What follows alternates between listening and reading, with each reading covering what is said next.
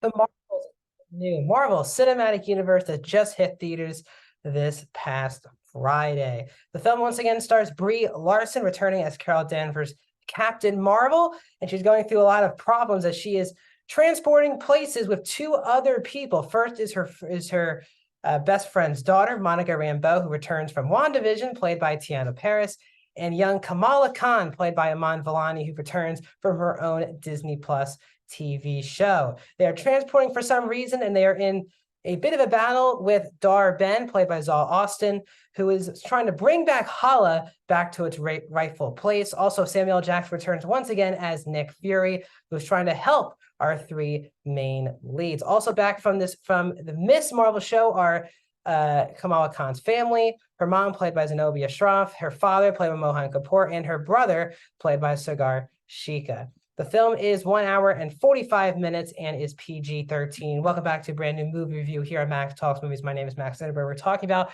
The Marvels, the final of 3 MCU movies released this year.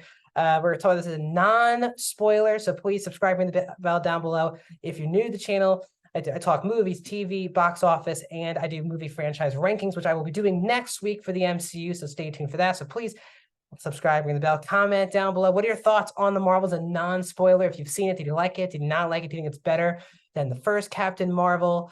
If you have not seen it, tell me, are you interested in seeing this? Are you also in the Marvel fatigue club at the moment? Like the video, the thumbs up button. That's how you support this channel. So I had very much no expectation coming into this movie. And it's one of the first times in a while where I went to a Marvel movie assuming more negative than positive. Now, I really do love all 3 actresses, and I'll get into that in my pause with the movie. But I was not thrown off. I am all for female-led superhero movies. I want to say that right up front.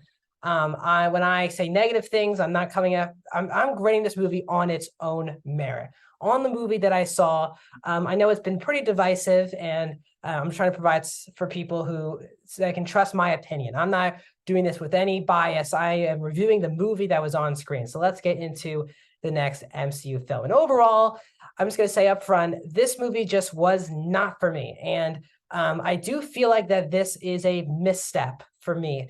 Now, right off the bat, I do want to say the positives, though, are the 3 leads.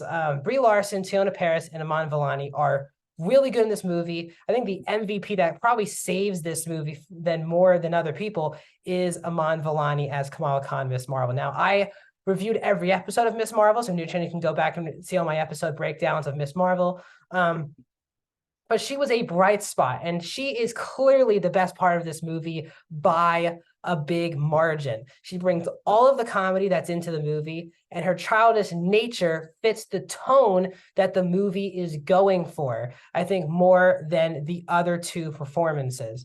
Vellani is terrific. Her family being back from Miss Marvel was a really pleasant surprise. I just really enjoyed their family, and I cannot wait to see more Iman Vellani in the future of the MCU. I am becoming quickly a big fan of Teyonah Parris, who I saw just recently in a Netflix film. They cloned Tyrone. She was very good in that movie. And I also just saw her also 2 years ago in Nia DaCosta's last movie, who's directing this movie in the 2021 Candyman, a film that I really liked. I'll get into that in a second. But Parris is a really good actress. She's really solid in this movie. But the character doesn't really have any much more growth than she did when she finished WandaVision than what she did at the ending of this movie. She's kind of in the same exact place, and I think that's a big problem with the movie. I am not a big fan of the Captain Marvel character, the way that she has been written for the MCU. I am a fan of Brie Larson, though, as an actress. Again, I first started watching Oscar movies around when I was 10, 11 years old, and that was around the time that Room came out when I was 13. And I just loved her in Room, loved her in Jump Street. She is a fantastic, again, Oscar-winning actress, but I don't feel like the tone that is coming from her performance and the writing have matched in any of the movies, probably other than Endgame, so far in the MCU. And I think Larson does a better job, I think, in here than she does in her first movie in Captain Marvel, but it's not a character that I find that captivating. Samuel Jackson, who's coming off of one of the more weaker, in my opinion, MCU shows in Secret Invasion. Again, I also broke down all those episodes here. I was really disappointed and underwhelmed, one of my least favorite MCU shows. It just seems like there was no momentum at all or no carryover from Secret Invasion. None of the storylines with him in that show are in this movie whatsoever. And it just seems like he's collecting a paycheck more than it is that Fury is actually useful in this movie. Fury is basically useless throughout this entire movie. Another big problem with the movie, I'm just going from character to character, then I'll give my general story points. Dar-Benn, who is the big villain of the movie, she's one of the more underwhelming and one of my least favorite villains that we've gotten so far in the MCU. She's a lot more less captivating Ronin from the first Guardians of the Galaxy. She's very similar to Ronin, where she's like the accuser. She has that stick and she has like a purple light up thing. But she just never feels like a threat at all in this movie. She has, you don't care about her motivation. And that's a big problem. Now, I do want to say that Nia DaCosta is the director and one of the 3 co-writers of this movie. She was coming off of Candyman in 2021, which I really liked. One of my favorite horror surprises of that year, bringing back that movie back to prominence.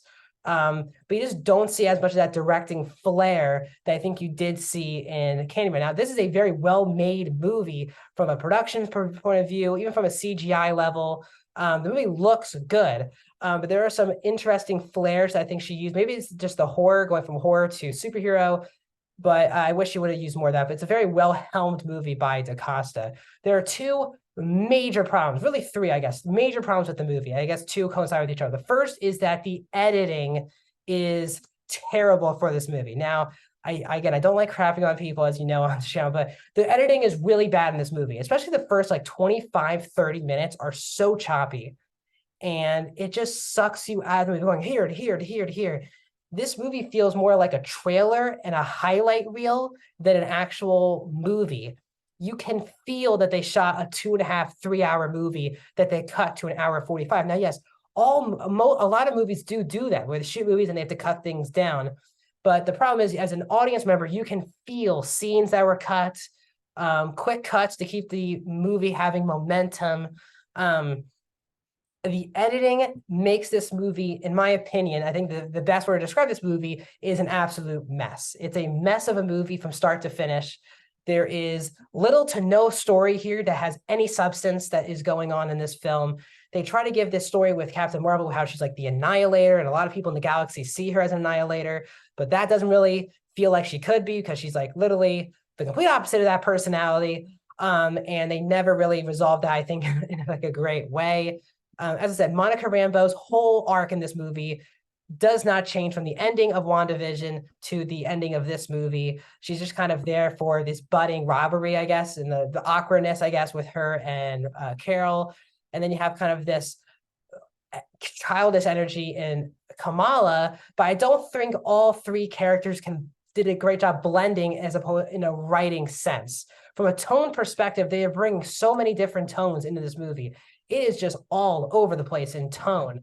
There is over-the-top comedy. There's childish comedy. This movie does go for a couple big swings with, let's just say, a planet, and it pulled me directly out of the movie. If you've seen the movie, you know what I'm talking about. They make this one choice with this planet. Did not like it at all. This movie is just a mess, and tonally it is just all over the place. As I said, from a story level, there just doesn't feel like there's any substance. There's nothing emotional that you can attach to other than maybe Kamala's family. There are character choices that are stupid. That just has to happen for the plot to move over. And I just feel like we never sit down and have a chance to breathe. The movie just wants to race to the credits so quickly. And I can't remember a last time I said about a movie that just wants to get to the end credits as quickly as this movie does. It is a race to the finish line.